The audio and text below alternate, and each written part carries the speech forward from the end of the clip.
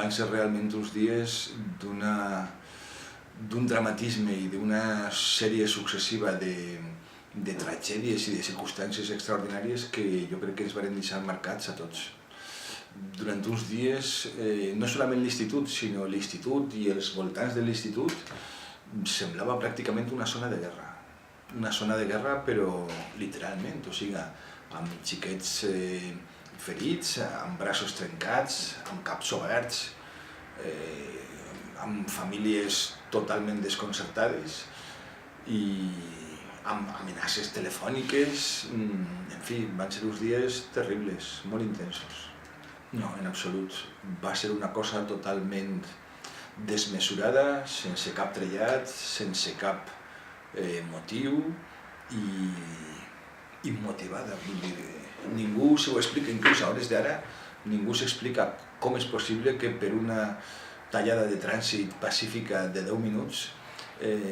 la cosa derivara i degenerara en tantes detencions, tantes agressions, tantes multes i tantes tragèdies personals. No ens ho podem explicar, a no ser que hi hagi algun tipus de decisió o d'ordre política que segurament venia de dalt. Encara que en un primer moment les protestes dels professors i dels alumnes i després també de tota la comunitat educativa anaven encaminades a demanar una educació pública de qualitat i per tant a criticar les retallades en l'educació, la veritat és que després es va convertir en una mena de crítica global a la corrupció, al desmantellament de l'estat del benestar, al desmantellament de l'educació, de la sanitat pública, a la corrupció política i, per supost, a la repressió policial. Jo crec que el moviment aquell de la primavera valenciana i el que encara pugui quedar va ser un moviment que anava molt més enllà de qualsevol força política. D'alguna manera, inclús els polítics que se solidaritzaren venien un poc, com si diguérem, per darrere. Vull dir, va ser la societat civil o sectors molt importants de la societat civil els que es posaren en marxa i crec que, no sé si ho aconseguiren, però almenys intentaren despertar aquesta societat. Les xarxes socials van ser decisives i sense elles segurament la cosa no hauria arribat a on va arribar. En tots els sentits, vull dir, inclús en el sentit també de la repressió, perquè el primer dia, per exemple, el primer dia important, el famós 15 de febrer,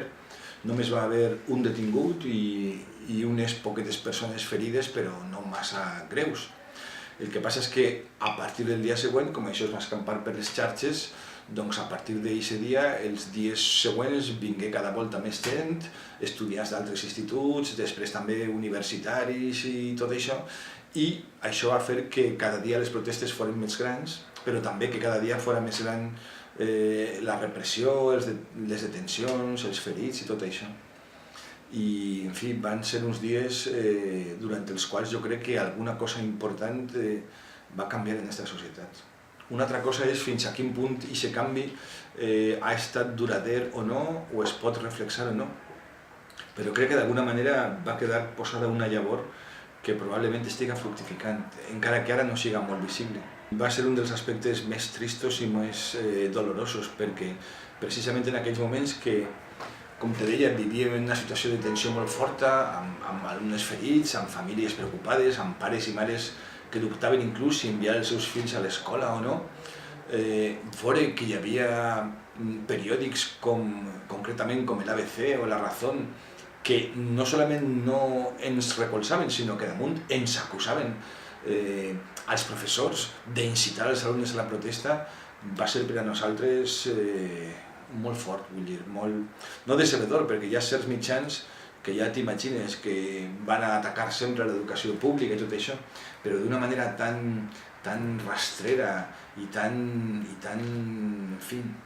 tan desagradable, la veritat és que ens va sobtar, i inclús professors d'una ideologia, podríem dir, conservadora o procliu a aquesta mena de diaris, recorde que en aquells moments tiraven pestes i no s'explicaven com es podia fer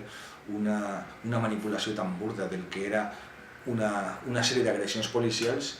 i convertir els estudiants que eren víctimes